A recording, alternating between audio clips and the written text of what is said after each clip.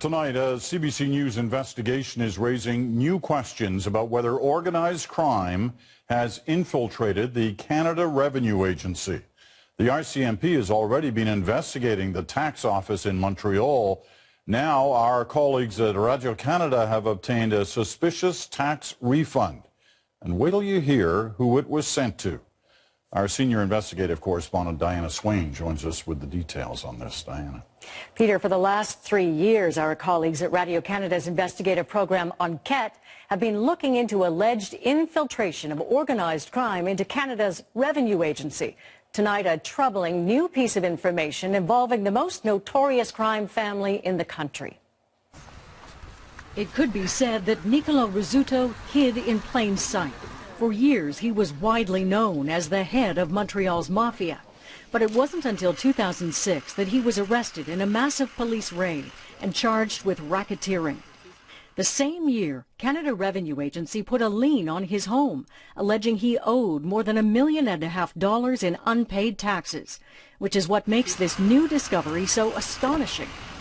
CBC Radio-Canada has learned that while in jail in 2007, CRA authorized this check be cut to Rizzuto, a tax rebate for nearly $400,000.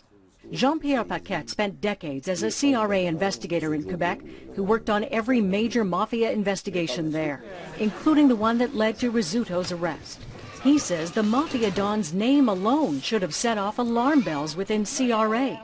He suggests the fact that check got through means organized crime may have gotten through to someone in the Canada Revenue Agency. C'est sûr que le nom là, a été beaucoup publicisé suite aux arrestations. Puis je veux dire, regardez, c'est pas M. Joe Blow, là, quand même, là, on se comprend bien. Là.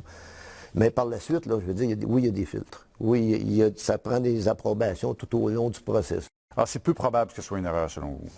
Si on regarde ça de cet œil-là, là, je me pose de sérieuses questions. Paquette says there's no way that check should have gotten past CRA's internal controls.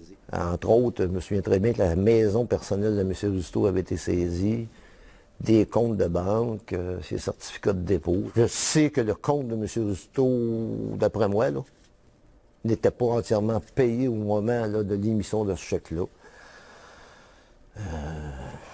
Ça me laisse très perplexe sur la validité d'un tel remboursement ou d'une telle opération de la part de l'agence. It was Paquette who went to Rizzuto's home insisting the check be returned. He says Rizzuto's daughter handed it to him in the kitchen, the very room where 3 years later, having been released from prison, Rizzuto was killed by a sniper who fired a single shot through the patio doors into his head.